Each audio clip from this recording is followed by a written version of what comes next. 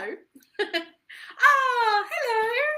Somebody else is here. Oh, that's lovely. Okay, I'm going to start talking about bees because otherwise we'll be here all night. So where should we start? Has anyone ever seen a bee close up? I am one of those people who is a little bit scared of being stung because I have never been stung. I don't know how I've got away with that. Even in my childhood, never ever stung. So I've created a slightly irrational fear that I'm trying to not pass on to my children. So I have seen bees up close. I've seen them land on me, and they're very fuzzy and sweet, most of them. So I'm going to draw a bee. We're going to have a look at what bee is made up of. It's very strange teaching a lesson and not having children talk to you whilst you're doing it. That's also something I'm going to have to get used to. Okay, my whiteboard has seen better days, so I am using paper for the time being until my whiteboard has had a bit of TLC. Let's see if we can put this on. Oh, it'll just stay. That would be good, wouldn't it? Okay, so bees. They have 3 body parts, which I think is greedy, personally. So they've got their head, they have got their thorax, and they have got their abdomen. I hate that word. I find it really hard to say. Abdomen. Abdomen. I'm going to write them down so that you don't have to listen to me try and pronounce them. Thorax. That one's fine. Abdomen. Abdomen. I think it's because the B and the D are close together. I don't like that. And then head. You can tell I taught year 3. I'm still joining my handwriting up. If you hate joined up handwriting, feel free to write that and I will print in future.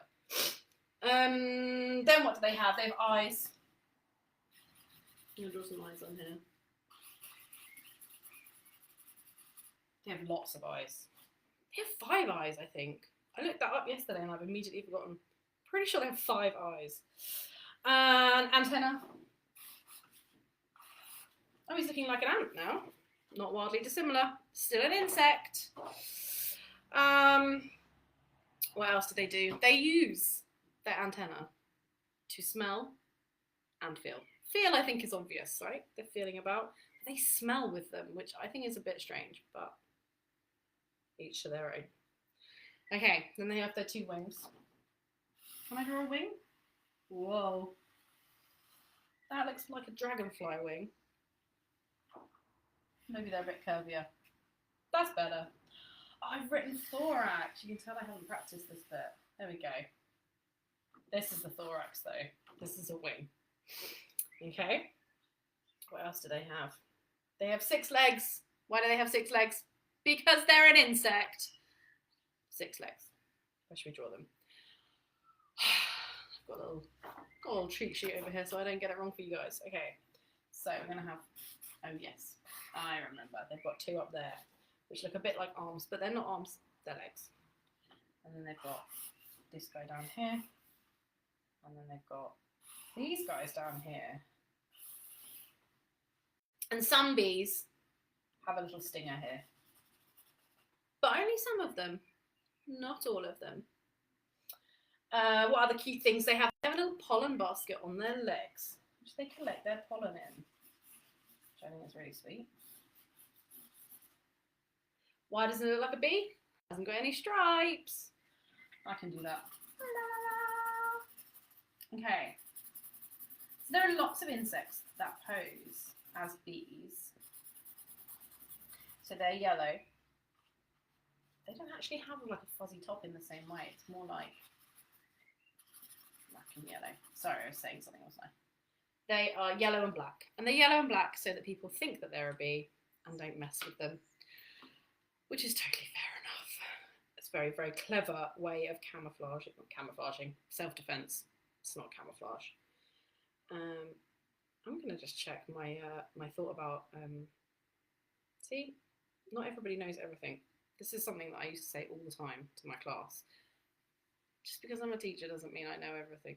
I'm gonna check. Do bees have 5 eyes? Yes, they do. That is cool. They have 2 large compound eyes and 3 smaller eyes.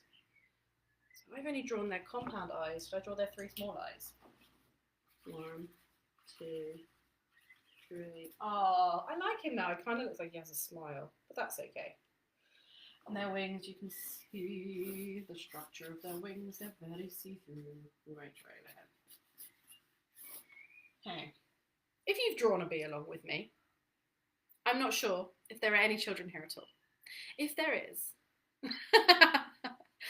hello from my kitchen.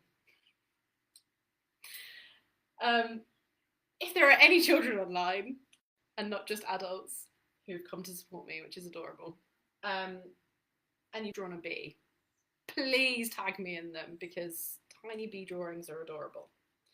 Okay, so you could split up their wing because they have sort of a bit going on here. They have a hind wing and a fore wing. Fore being like forward, like in front.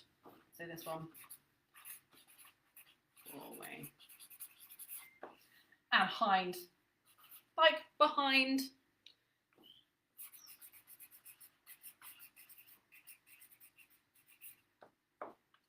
Hind wing. There you go. There's my bee. He's got sort of a Tim Burton vibe to him, but nevertheless, there he is. Yay! Oh, there is a little. Yay! Okay, well, I hope you like my bee. If you've drawn a bee as well, then definitely send it to me. Okay, what else should we talk about? Should we talk about life in the hive? So here's the bee. This is what they look like. They've got stripes, which say, right? 5 eyes. It's very cool. 7. That's pretty big. Okay, so yes. This is what, oh, we're going to be joined by my cat as well. That's going to be really fun. Okay, so yes, they've got yellow and black stripes, which puts things like birds off from eating them. It kind of says, I taste gross, don't eat me. And they've evolved over time to be that colour. So the bees that accidentally sort of went yellowish, who tasted gross, sort of led the way for the other baby bees, simply put. And now the bees are yellow and the birds know not to eat them, which is why we have other insects that are yellow and stripy, because they're saying, don't eat me, I taste gross, even if they don't taste gross, which is, I mean, they didn't think about it, it's just magically happened because nature's awesome. But it's still quite cool. The skies. Okay, let's see if this is going to stay for me or if it's going to fall on me. Should we learn about their house? Does H know what the name of a bee house is? I bet she does. I bet she does. Okay, I'm going to draw it. Now, they come in lots of different forms because we humans like to give them opportunities to build houses because we like to eat their honey. But if they make them in a tree, they're all kinds of shapes.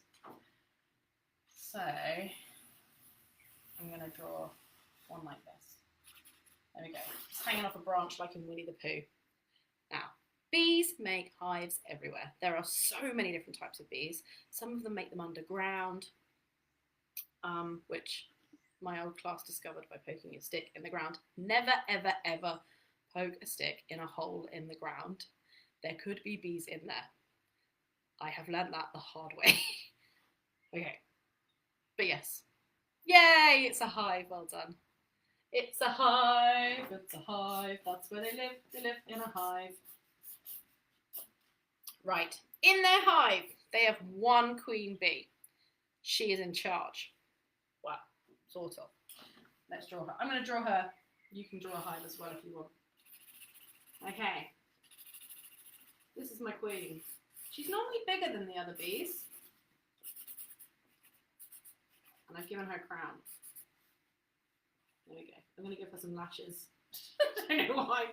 anthropomorphized a bee. 1, 2, 3, 4, 5, 6. There she is. She actually wouldn't ever be outside the hive if she could avoid it. She'd be in here somewhere. That's her home. That's her hole, okay? They have one. One queen. If the queen moves, the rest of the bees move. They follow her around, which is why sometimes you get big swarms of bees that seem like they're lost. They kind of are lost. They've left their home either because it's been destroyed for some reason or they have left it in fear, and they have decided to pack their bags and find a new hive, and they all follow the queen. So if anybody has ever seen a swarm of bees being rescued, the first thing that they tend to do once they've moved some of the bees out of the way is to find the queen bee, and they put her in a little safety clip, and then they put the clip inside where they'd like the bees to go, and they all follow her in. It's so cool. They literally like follow like a tiny little army, like, quick, we've got to find her. Okay. So the worker bees, that there are lots of them. Worker bees. Okay. My fuzzy bees. This one's got a stinger. She hasn't got a stinger. Oh well. Some of them don't. Okay. The worker bees.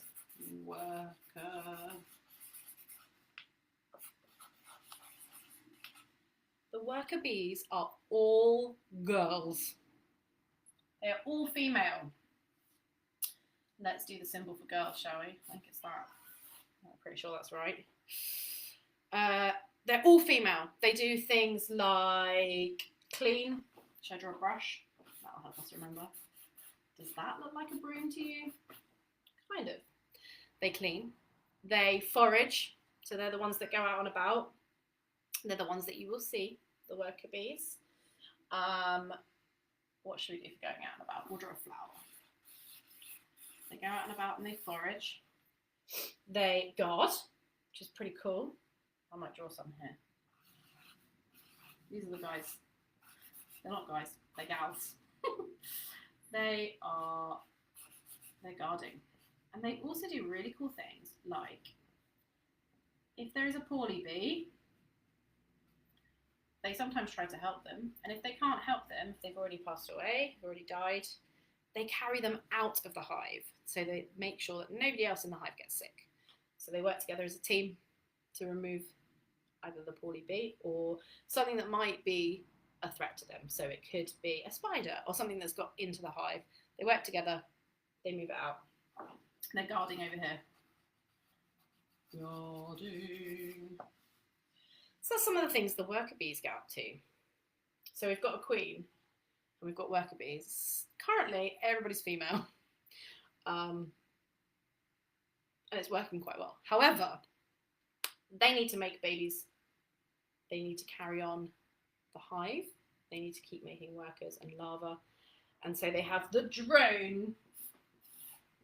The drone bees. There's one over here.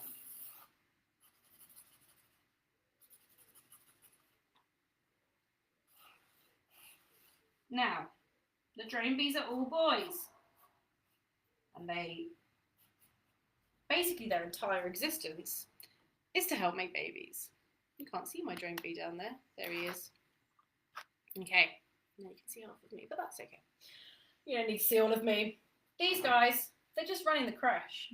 They're not. They're helping making babies. Shall I? I'm not going to draw breeding bees because that feels inappropriate. So I'm going to draw. Look, this little baby. There's a baby bee. Can you see my baby bee? There he is. He's got a smile. Why not? Okay. So that's what the drones get up to. So that is life in a hive, okay? It works very, very well. They are very, very good at teamwork. They all have their jobs. They all know exactly what they're doing, which is awesome. Okay. Now we're going to talk about why humans need to look after the bees. Why they're so important to us. Now, we know that bees, we see them. This is my flower. Lara was really hoping that it was going to make bubbles. I think we've broken it. So I don't think we're going to get bubbles. But this is the only flower that I could find that wasn't real. I didn't want to pick a flower because they're in the garden for the bees. And I thought if I pick a flower, then that's one less flower for the bees. This is covered in cat hair. Sorry, I'm distracted by that. Okay, so here's my flower. Are drone bees male or female? They are male. They are all male. They're all male. Okay. I made a little bee. You could really easily do this if you had a big yellow pom-pom and a pipe cleaner, or even some tape or some wool. I've literally, mine isn't black. It should be black, shouldn't it? But it's brown, but that's all we had. And I've literally just wrapped it around it. And it's made a fuzzy, fuzzy, fuzzy little bee. Okay. And the bees, which type of bees is it? It's not the drone bees. It's not the queen bee. It's the worker bees. They fly around. And we've all seen them, they land on the flowers. Like a crash landing. Okay, they land on the flowers because they want to drink the nectar that's inside. They have long curly tongues and they put them in the flower to drink the nectar. They also like to collect pollen too. They collect pollen in their little leg pollen baskets because it's a really good source of protein for them. So, should we balance these up here? Look, can you see that? I've got little pom-poms. I'm going to choose the brightest coloured one so that you can see them. Can you see the blue one? There we go. Okay, so this guy's going to come along. And he's going to have a little drink. My drinking sound effect. And then he's going to say, I like the look of that pollen. And he's going to put it in his pouch. But while he's there, there's pollen. Oh, it's a nightmare. It's sticking. Oh, look, it's stuck. Fantastic. Look at that. Oh, it's sticking. Oh, and he flies off to the next flower. He flies off to the next flower. And the pollen that has stuck to him falls off in the next flower. Oh, look, there's pollen everywhere. So every time, I'm finding it really hard that it goes the opposite way. Every time a bee goes to a flower, whether it wants to eat pollen or not, it also accidentally picks up a load of pollen and it sticks to it. There it is, it's all stuck. And then when it goes to the next flower, some of that pollen falls off and it picks up some new pollen. So what it is doing is swapping pollen from flower to flower by accident, really. Now flowers have evolved to attract bees because they want this to happen. They don't knowingly want this. Evolution's a whole thing we'll talk about another time. But what happens is, by moving pollen from one flower to another flower, it completes the process of pollination, okay? This is kind of like reproduction, okay? It helps the flowers make seeds and then make fruits, okay? So it's basically helping the flowers make babies as well, okay? But they can only do that if the pollen from one flower travels to another flower. They pollinate each other. Hopefully that makes sense to you. So they're going in, they're having a slurp. They're having a little slurp of nectar. They take nectar back to their hive to make honey. Honey is actually what the bees eat. It's their food, but also we like it too, which is why we farm bees. Okay, but they also have this happy accident of getting pollen stuck to them and moving it to other plants. And because of this, you might call this a symbiotic relationship, which is a good word for a 7-year-old to know. And that means that they work together in that they both win out of the situation, okay? The bee gets some pollen and some nectar, and the flower gets pollinated. So they both win out of the situation. They have a relationship in the same way that clownfish and anemones have a symbiotic relationship, because the anemone protects the clownfish and the clownfish cleans the anemone. Okay, so without bees, we would not have fruit. That's a sweeping generalization. Other insects pollinate as well, but bees do a huge, huge, huge amount of it. Okay, play with that one forever. So, why are bees in trouble? Well, things like pollution and pesticides, so chemicals that people put onto plants to maybe stop other insects from eating them, or chemicals that they might use to help them grow faster or bigger, can have an effect on our insects and our bees. And they can make them ill, and then they take the chemical or the pesticide that's stuck to them on their body or their wings or their legs, and they take it back to the hive, and it gets spread around the whole hive because they're all working together in a huge team, okay? And so it can actually kill a whole hive if they take any of these chemicals back. So there are lots of farmers who are trying to move away from pesticides to have more natural ways of keeping insects off of their crop. I watched a really adorable video the other day of huge amounts of ducks running into a field to eat the insects instead of using pesticides, which I think is great. Give the ducks a job. So there are other ways to do it. But you're not a farmer.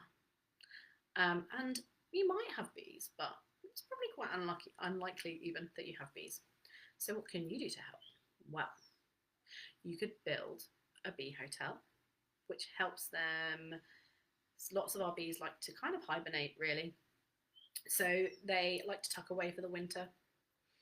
And if we have a little bee hotel, you might have seen them being sold in shops. They normally have lots of little holes in for them to squirrel away into, and they set up shop in there. But they use them throughout the spring and the summer as well. A little safe place for them. Another thing that you can do is have water available if you have a garden or a balcony.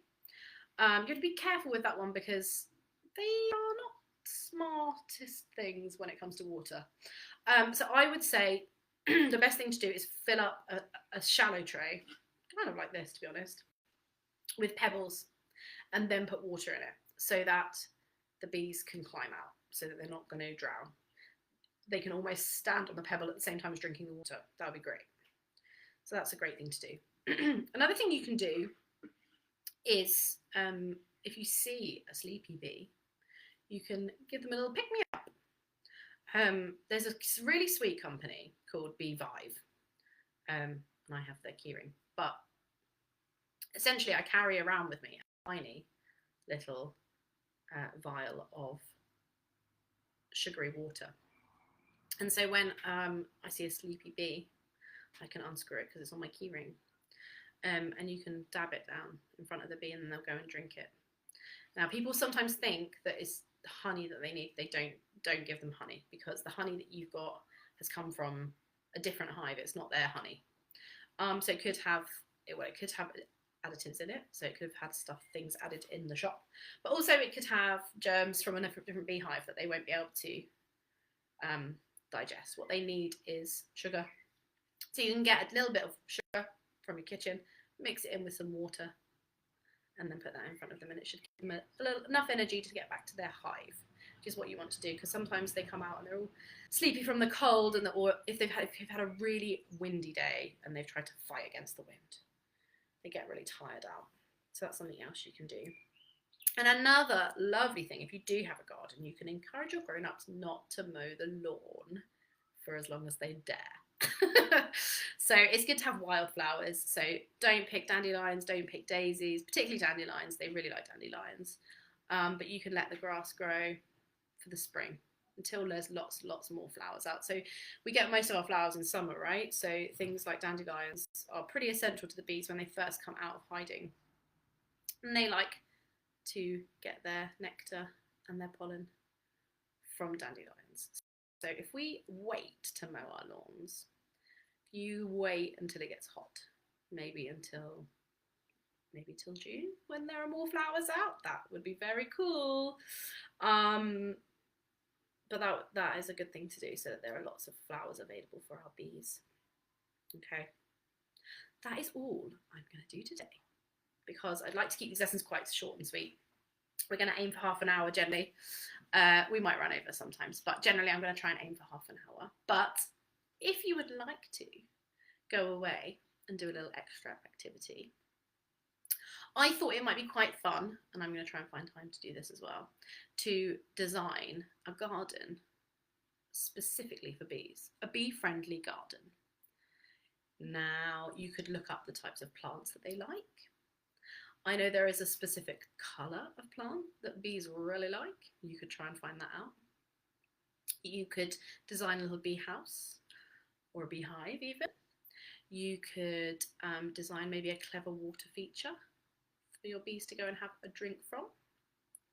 But if you do decide to do that, I'd love to see them. That's all for now. Thank you so much for the few of you that are here. I really appreciate it. And I will keep posting about Monday's lessons. If you like what you watched today, then you can click on my bio link for Ko-fi and either buy me a coffee or subscribe and pay monthly if you would like to. I intend on continuing to release Little Learns on a Wednesday and a Sunday, and I will do live lessons at 2 p.m. on a Monday. It will be nearly every Monday. However, sometimes life gets in the way. But yeah, that's all for now. Thank you so much. Bye. I'll stay here for a minute just in case anyone wants to ask anything. I'm going to tidy up. Thank you so much, Emma, by the way, for tuning in. I really appreciate it.